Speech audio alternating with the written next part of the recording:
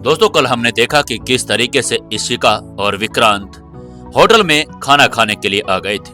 विक्रांत यही चाहता था कि वो बाहर जाएंगे तो लोग उनके बारे में जो धारणा अभी बना रहे हैं वो एक तरीके से गलत साबित हो जाएगी, क्योंकि वो लोग एक दूसरे से प्यार का दिखावा करेंगे और लोगों को लगेगा कि ये तो बहुत ज्यादा प्यार करने वाले प्रेमी जोड़ा है, तो एक दूसरे पर इल्जाम नहीं लगाएंगे। आज का एपिसोड 16वें में आपका स्वागत है। अगर आपने अभी तक सुकून एफएम चैनल को सब्सक्राइब नहीं किया है तो जल्दी से कर लें और बेल आइकन भी दबा लें, अगली वीडियो की नोटिफिकेशन आप तक पहुंच जाए। चलिए दोस्तों, शुरू करते हैं कहानी। कैपिटल होटल में इशिका और विक्रांत टेबल पर सेंटर में बैठे हुए थे। वो लोग लगातार भोजन करते जा रहे थे। इशिका अरोड़ा और विक्रांत कुनवर दोनों बिल्कुल तैयार होकर आए थे। चेहरे पर उनकी मुस्कानें थी जो वो बाहर के लोग थे उनको यह यकीन दिला रहे थे कि वो एक प्रेम विवाहित जोड़ा ही है।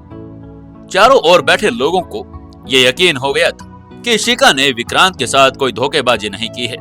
वो लोग एक दूसरे से बहुत ज्यादा प्यार करते हैं, तभी तो एक साथ इस तरीके से डिनर कर रहे हैं। और वहां पर बैठे कुछ लोगों ने अपने अपने मोबाइल बाहर निकाल लिए। वो लोग सोशल मीडिया पर बहुत ज्यादा एक्टिव रहते थे, तभी उन्होंने उनकी कुछ रील्स और कुछ वीडियोज और कुछ ने तो पोस्ट करनी शुरू कर दी कि देखिए किस तरीके से विक्रांत ग्रोवर फैमिली का वारिस और उसकी पत्नी कितने खुश हैं और एक साथ डिनर कर रहे हैं। जैसे जैसे लोगों ने वो पोस्ट डालनी शुरू की, तभी से ही कुछ ही देर के बाद वो पोस्टें वायरल होना शुरू हो गई थी, क्योंकि कल से ही ये वायरल मटेरियल था। विक्रांत ग्रोवर के फैमिली का हैशटैग चल रहा था और लोगों ने वही हैशटैग यूज किया और उसको वायरल करना शुरू कर दिया। शाम होने तक ही वो लोग पूरी तरीके से वायरल दोबारा से हो गए थे और जो ब्लॉगर इशिका को बदनाम करने में सबसे आगे थे, अब वो लोगों को भी अपने आप पर शर्म आ रही थी। उन्हें लगने लगा था कि उन्होंने ये गलती बहुत बड़ी करती है और वो लोग भी उन पोस्टों पर माफीनामा लिख रहे थे। पोस्ट के नीचे कमेंट्स की लगातार बाढ़ आती जा रही थी।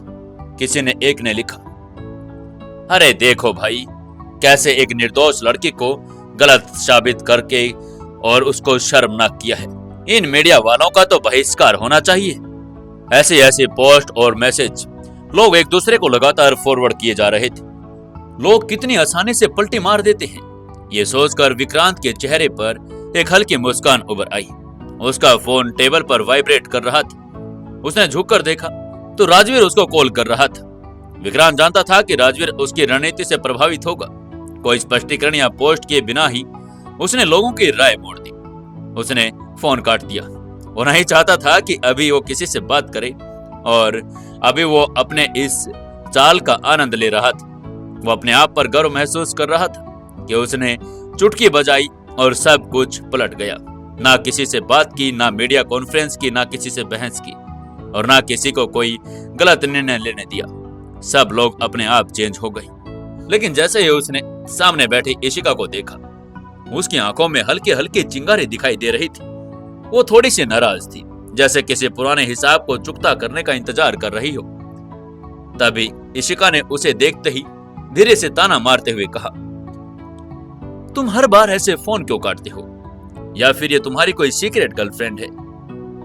ओह, तो इशिका इस बात से परेशान थी कि विक्रांत के पास किसका कॉल आ रहा है और वो उठा क्यों नहीं रहा और काट क्यों रहा है। उसे लग रहा था कि कहीं ये इसे धोखा तो नहीं दे रहा, या फिर उसकी कोई पुरानी गर्लफ्रेंड है या कोई सीक्रेट गर्लफ्रेंड। उसके शब्दों में कटाक्ष था, लेकिन चेहरे पर हंसी भी थी, जैसे कोई चुटकुला सुनाया हो। चारों ओर बैठे लोग यही मान बैठे थे कि किसी मजाक पर उन लोग को हंसी आ रही है और वो अपना एक बहुत ही कीमती वक्त एक साथ बिता रहे हैं। तभी विक्रांत ने बड़े ही शांत स्वर में इशिका से कहा, यह मेरा असिस्टेंट है राजवीर, मैं यहाँ कॉल नहीं ले सकता, इसलिए मैंने काट दिया। लेकिन यह सफाई देने के बाद उसे खुद नहीं पता चला कि उसे सफाई देने की क्या जरूरत थी। इशिका ने पल भर के लिए उसकी ओर देखा और फिर हंसी को और जोर से उड़ेल दिया। अभिनय तो चल ही रहा था, वो ये भी जानती थी कि असल में रिश्ते कितने खोखले होते हैं। विक्रांत ने तभी सब्जेक्ट को चेंज करते हुए कहा, खाना लगभग खत्म कर लिया है। इशिका ने भी शांति से कहा, मेरा काम पूरा हुआ, अब हम चल सकते हैं। उसने उसके बाद अपने होठ नैपकिन से पोंछ लिए। उसने कल्पना की थी कि ये दिन स्वादों और हंसी के साथ बीतेगा। कैपिटल रेस्टोरेंट में व्यंजन चखने के बाद आनंद आएगा, लेकिन ये तो एक सब ड्रामा हो गया था जिसमें सिर्फ वो लोग एक्टिंग किए जा रहे थे। सिर्फ खाना सिर्फ मंच सजाने के लिए था और कुछ भी नहीं। ज्यादातर समय वो लोग भोजन के लिए जिसे इंस्टाग्राम देखकर चल जाते थे, इसके लिए बस किसी मजबूरी की तरह हो गया था। वो सोच रहे थे कि अगर वहां जाएंगे तो बढ़िया सा भोजन करेंगे और उस भोजन के बारे में भी बातें होंगी, लेकिन यहाँ कहानी कुछ और ही चल रही थी। तभी आसपास देखते हुए विक्रांत ने कहा, देखो मैं पहले खड़ा हो जाता हूँ, फिर तुम्हारी कुर्सी खींच दूंगा, फिर बाहर टहलते हैं और बाद में कार में जाएंगे। इशिका भी सहमत थी। दोनों उसके बाद बाहर निकले। हाथों में हाथ उन्होंने डाल लिया था। सूरज भी धीरे धीरे अस्त होने की कगार पर था और उनकी परछाइयां सड़क पर साथ साथ चलने लगी थी। जैसे वो लोग बाहर चलने लगे थे, लोगों ने जैसे उन्हें देखा, शहर का सबसे चर्चित जोड़ा, आज वो इतने वायरल हो चुके थे कि हर इंसान को उनके नाम के बारे में और उनकी शक्ल के बारे में पता लग गया था। जो इंसान कभी बिजनेस से रिलेटेड लोगों में इंटरेस्टेड भी नहीं था, आज भी उसको विक्रांत ग्रोवर का चेहरा याद हो गया था। वो लोग उनकी तरफ ही देखते जा रहे थे। कैमरे और लगातार आंखें फुसफुसाहटें उनके ऊपर टिक गई थी और उनको ये पता नहीं था कि लोग अभी भी नाटक के अंदर ही उलझे हुए हैं। तभी इशिका का फोन फिर से बजा। इस बार फोन आरव का आ रहा था। उसका दिल धड़कने लगा। उसने तुरंत फोन बैग में रख दिया और विक्रांत का हाथ कसकर पकड़ लिया। उसकी चाल धीमी हो गई थी। अब उसे और कोई बहाना नहीं चाहिए था। वो जानती थी कि आरव अब उसके जीवन का हिस्सा नहीं था। जो बीत गया सो बीत गया। अब वो पीछे मुड़कर उस कहानी में जाने वाली किरदार नहीं थी। विक्रांत को राजवीर को वापस कॉल करनी थी। उसके पास अब आराम का वक्त था कुछ जानकारी जुटाने का, अगले कदम की योजना बनाने का। दोनों वापस फिर से रेस्टोरेंट की ओर मुड़े और कार में बैठ गए। विक्रांत ने गाड़ी स्टार्ट की और वो लोग वहां से चल पड़े। तभी उसने फोन उठाया और राजवीर को कॉल लगा दिया। तभी उसने धीरे से कहा, बोलो राजवीर। बॉस, आपकी रणनीति तो कमाल कर गई। आपके डेट की तस्वीरें वीडियो ट्रेंडिंग में हैं। पुरानी नेगेटिव खबर नीचे जा चुकी है। राजवीर की आवाज में जोश था। उसने खुश होते हुए कहा था। विक्रांत ने तभी कॉल काटते हुए कहा, ओके गुड, हम कल ऑफिस में मिलते हैं। तभी उसने एक निगाह इशिका पर डाली। वो चुपचाप बैठी थी, कहीं खोई हुई। शायद आरव के कॉल के बारे में वो सोच रही थी, लेकिन विक्रांत को समझ नहीं आ रहा था कि ये लड़की कभी तो इतनी खुशमिजाज हो जाती है, हंसती है, चुलबुली सी रहती है, लेकिन ये झटके में इतनी उदास क्यों हो जाती है। ऐसा इसे कौन कॉल कर रहा है? जब भी कॉल आता है तो वो उतनी ज्यादा ही उदास हो जाती है। तभी वो ये सोच ही रहा था, इतने में आरव का कॉल फिर से आ गया।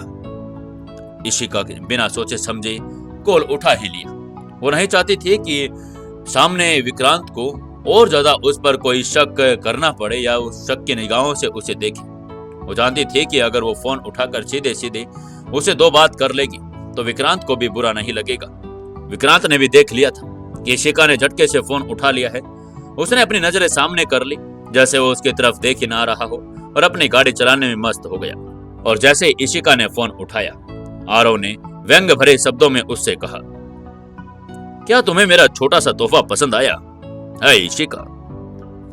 इशिका ने बुदबुदाते हुए कहा, मुझे तुमसे कोई तोहफा नहीं मिला। फिर उसने खुद से सवाल किया कि इसने फोन क्यों उठाया। वो अपने आप को कोसे जा रही थी कि उसने कॉल क्यों उठा लिया और वो कौन से तोहफे की बात कर रहा है।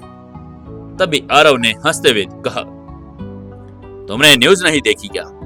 और ये सुनते ही इशिका का चेहरा तमतमा गया। उसे पता लग गया था कि शायद ये खबर जो उड़ी थी वो कहीं आरव ने तो नहीं उड़ाई। तभी उसने उससे पूछा, क्या वो खबर तुमने उड़वाई थी? आरव ने आओ देखा न ताओ हंसकर बोला, हाँ। लेकिन ये सुनते ही इशिका गुस्से में आ गई। उसे अपने प्यार पर यकीन नहीं हो रहा था कि उसने किस इंसान के साथ प्यार किया और वो आज इंसान उसकी बर्बादी देखना चाहता है, उसे बदनाम करने की कोशिश करना चाहता है। ये आरव कैसा हो गया था, वो ये उम्मीद नहीं कर रही थी। तभी उसने गुस्से में उससे कहा, तुम बहुत ज्यादा कमीने हो। लेकिन आरव को उसका चिल्लाना और भी ज्यादा मजेदार लग रहा था। वो तो चाहता यही था कि इशिका को वो तंग करे, उसे परेशान करे और उसकी बदनामी करे, क्योंकि वो उसके लिए रुकी नहीं। इशिका उसकी बात से और भी ज्यादा गुस्सा हो गई थी।